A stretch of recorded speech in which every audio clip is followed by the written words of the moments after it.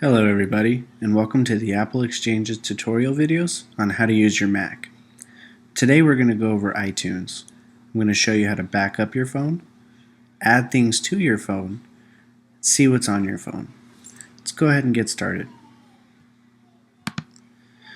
So before you start really anything in iTunes, you want to do two things. One, you want to make sure you're signed in to your account through iTunes. And two, you want to make sure the computer is authorized to handle your content. To do this, we're going to go ahead and click on the Store button. You'll notice here there's Sign In. We're going to go ahead and sign in. You are going to use your Apple ID to sign in here.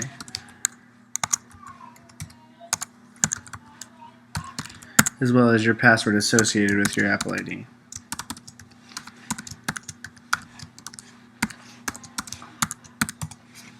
After you signed in, you notice when you click on Store, it'll now have your account name here. The second thing you want to do is authorize this computer.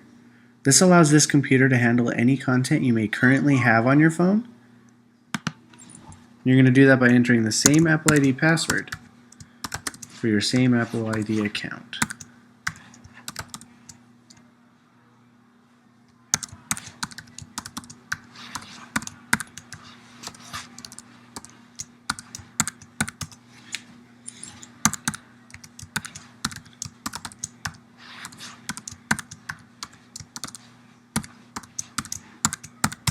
After you successfully authorize it, your computer will actually tell you this computer's authorization was successful and how many computers you've authorized so far. You can just go ahead and click OK to that message. Now that you are signed into your iTunes account and your iTunes is currently authorized to handle your content on your phone, we're going to go ahead and plug in your phone.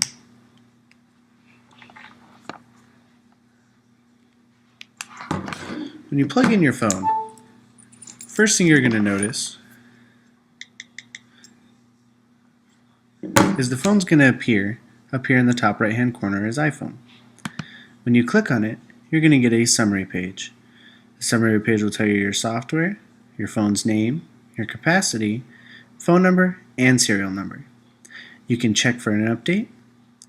You can restore your iPhone if you're having issues with it and want to take it back to the factory stock settings. You can back up your iPhone, as well as restore from a backup. So say if you did have to actually restore your iPhone, you could then restore a backup that you have taken and have all your data automatically put back on the phone. In order to have this, we're going to go ahead and first back up our phone.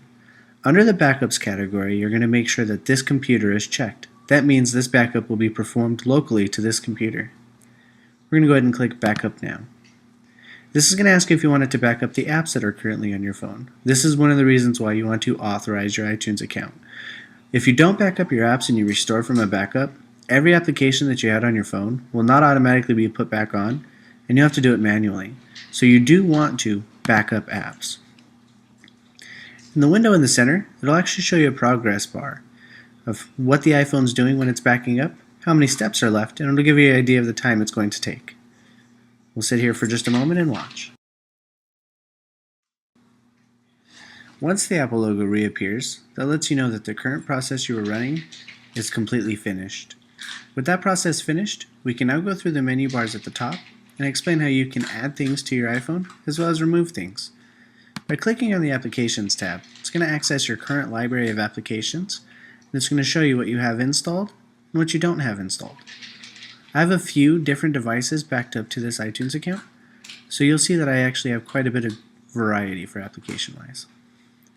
Now you'll see here, by the Remove button, that Airport Utility is installed.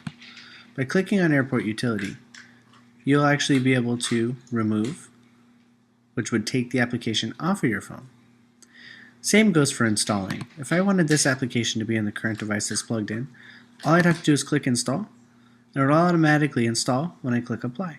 So if I click Apply now, you'll notice the progress window again pops up. And it's going to go ahead and copy over that application and install it on my phone for me. Now that I return to the Apple logo, you'll be able to see that the current process is finished and it added the application that I was specifically requesting. Now we're going to go ahead and move on to the Music tab. The Music tab gives you the option to sync music. You can do it one of two ways. You can sync the entire music library, or you can sync selected playlist, artists, albums, and genre. I typically like the selected just because I change my music library very often, and I like to keep what's on my phone and not lose it every time. So what I would do if I wanted to sync one of these songs is I'd actually just go ahead and click on one. You'll again click the apply button. Now it tells you it's synced. I do use this device on another computer, so it's telling me if I wanted to go ahead and erase and sync with this iTunes library. We're going to go ahead and click erase and sync.